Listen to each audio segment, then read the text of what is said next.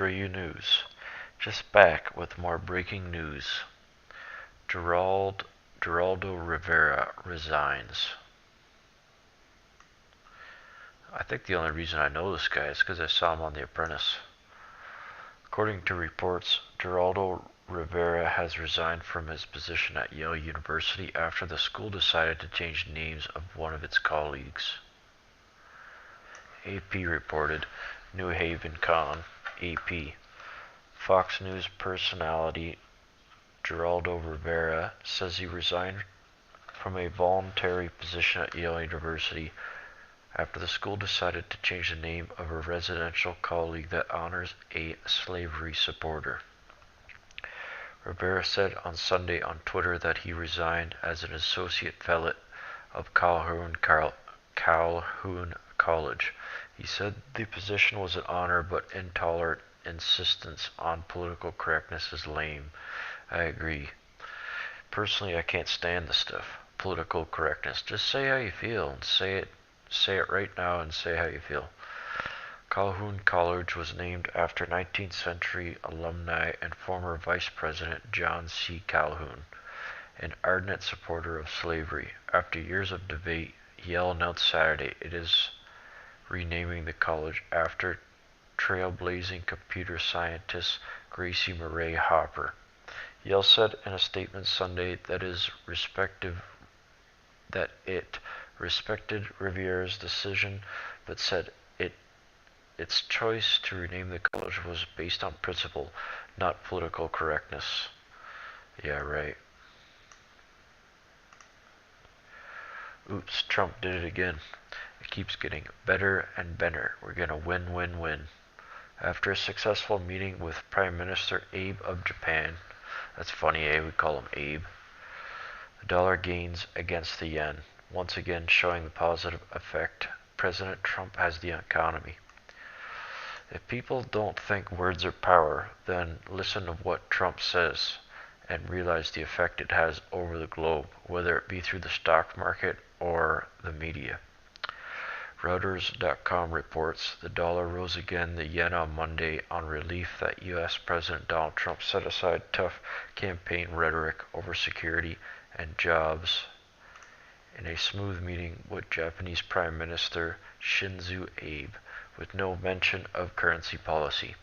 Asian stocks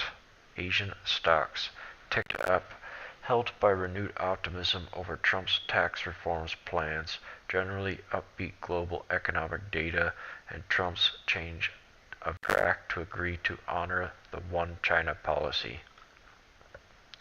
I know China really went crazy over that Taiwan ordeal, eh? One China. Breaking. Pilot gets booted off own flight. A pilot was removed from a flight from Austin, Texas to San Francisco, California after going on a bizarre emotional rant about her divorce. Here we go, eh?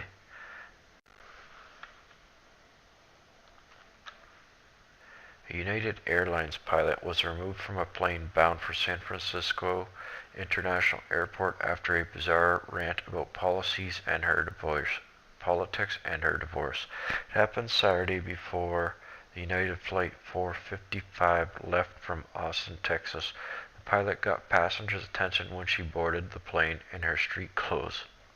She shows up dressed like a civilian and asks us to take a vote to see whether she should change into her uniform or fly as is, said Pam O'Neill, who is aboard the flight, so she started losing it.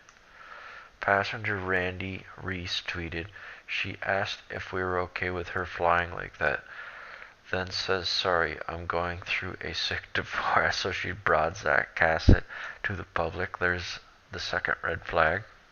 So then used the plane's overhead PA system to rant about President Trump and Hillary Clinton." See, I knew this was underlying. I wonder how many couples actually split up over the election. I could kind of see a large percentage of women kind of hating Trump because they're not really interested in the whole political scheme of things for the most part. But, yeah, I bet it's kind of sad how many couples broke up over this election. Calling them both a-holes and then ranting about her divorce. That's when passengers began tweeting to united to get a new pilot. She started off by saying that she had not voted for either Trump. Why the hell would she tell anybody this? Is she out of her mind? Said passengers Noel, Portugal. That's an odd way to start the welcome to your flight. Yeah, no kidding. I'd be thinking she's gonna crash us into the side of a mountain because she's so upset.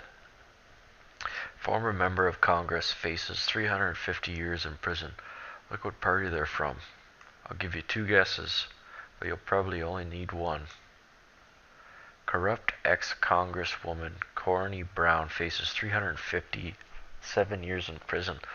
Well, at least it's not that many.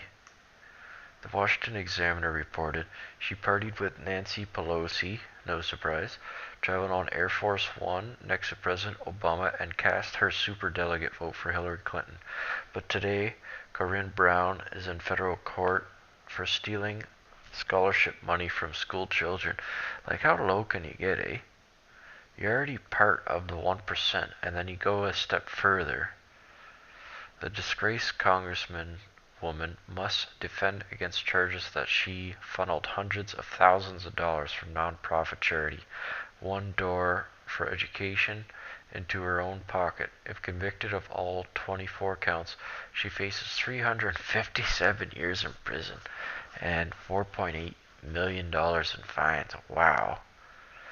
Talk about throwing the book at someone. With her former chief of staff expected to testify against her, the question is no longer whether or not she's guilty, it's why Democrat brass would continually cozy up to a congresswoman who was so clearly corrupt. Well, mainly because they're corrupt. And something tells me had Hillary Clinton won the election, this congressman woman would be like, they probably made the Secretary of State or something.